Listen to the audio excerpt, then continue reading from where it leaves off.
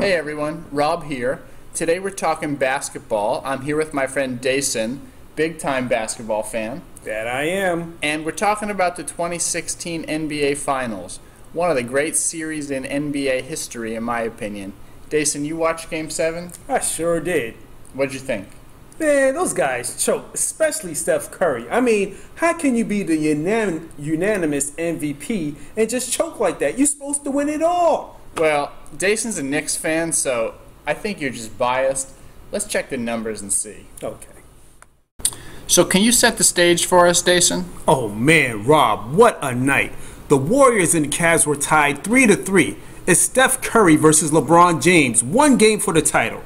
It's a close game until the end. Then the Cavs pull away and win 93-89. So the Warriors lost Game 7. I get it. Why do you say Steph Curry choked? Are you serious? Let's check the stats. In 2016, up until Game 7, Steph Curry made 49.4% of his shots.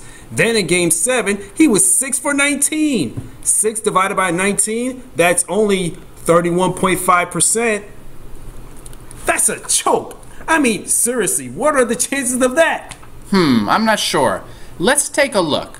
What are the chances that a 49.4% shooter would go 6 for 19 in a basketball game? Any idea how we could answer this, Deson? Well, let me think. We have a fixed number of shots or trials in which is 19 and 2 outcomes, make or miss. If we assume that each of his shots is an independent event with a 49.4% chance of success, it sounds like we could use a binomial probability. Definitely. It's sort of like calculating the probability of getting tails twice or heads twice in 3 coin flips. Except now we're going to find the probability of making 6 shots in 19 attempts. That makes sense to you, Deson? Yeah, it makes sense to me. Cool.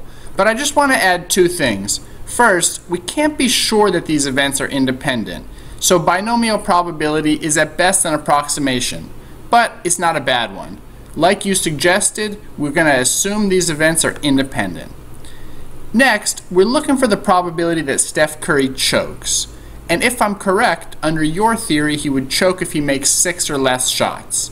So actually, we're going to need to calculate the probability that he makes 6 or less shots in 19 tries. You mean cumulative binomial probability? Exactly.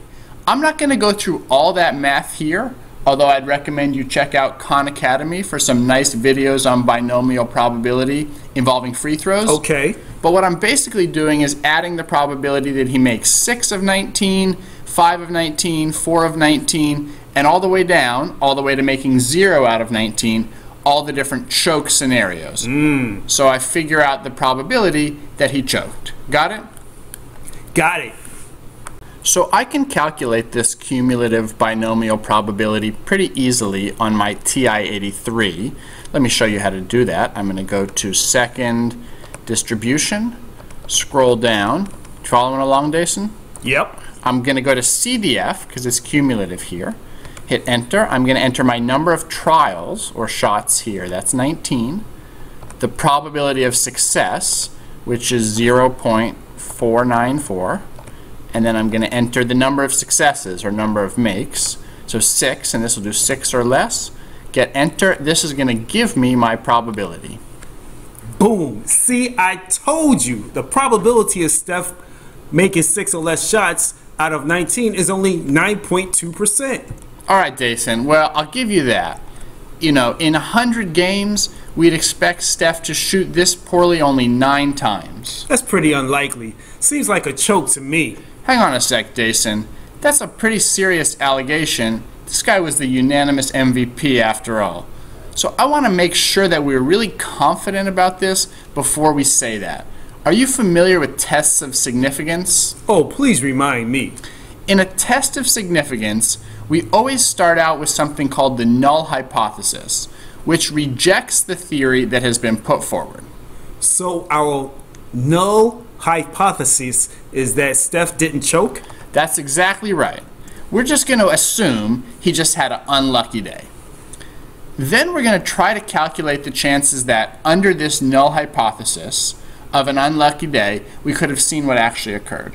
So, Yeah, we've seen that, 9.2%. well, that's right. But Steph's bad Game 7, it could just be due to random chance. Or it could be due to some other factor. Like choking. Yeah, and here we've seen that the chance of this bad game happening due to random chance is only 9.2%. So it seems pretty unlikely that he just got unlucky. He must have choked. Well, Deson, that depends. When we do a significance test like this, we set in advance what we call a level of significance. That level determines how confident we have to be in order to reject the null hypothesis. Or in other words, to conclude that what actually happened wasn't just a fluctuation of random chance. There are several different levels of significance we can use. A 10% level, a 5% level, or a 1% level. So what level of significance should we use here? Some people would use what we call the 10% level of significance. This means that if there's less than a 10% chance that our observed result was due to random chance, we reject the null hypothesis and assume that something else occurred. In other words, what we saw wasn't just a random fluctuation of chance, it was actually the result of some significant factor like choking. You see, he choked. I told you. Well, 9.2% is statistically significant at the 10% level of significance. But what most people usually use is actually called the 5% level of significance, which is a little more rigorous.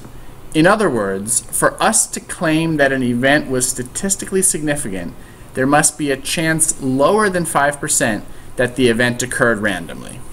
So if there was a 9.1% chance of Steph going 6 for 10, that wouldn't mean he choked at the 5% level of significance. Exactly right. It also wouldn't be significant at the 1% level. That's true as well. In my opinion, he just had an unlucky day at the wrong time.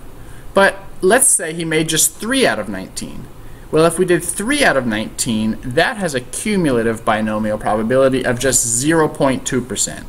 It's really unlikely that he'll shoot 3 out of 19 just by random chance. So in my opinion, that would indicate a choke at either the 10%, 5%, or even the 1% level of significance. All right, man, I get you. But take a look at his assists. Dude averages 6.4 assists per game all year, then has 2 in the finals. Choke! Deson, that's a topic for the next video. For now, we're going to leave it to the viewers out there. Did Steph Curry choke? We've given you the numbers, now you decide. Well, Deson, that was fun, but I'm tired of arguing about sports. Let's go shoot some hoops. Okay, but I have to be Steph Curry. Man...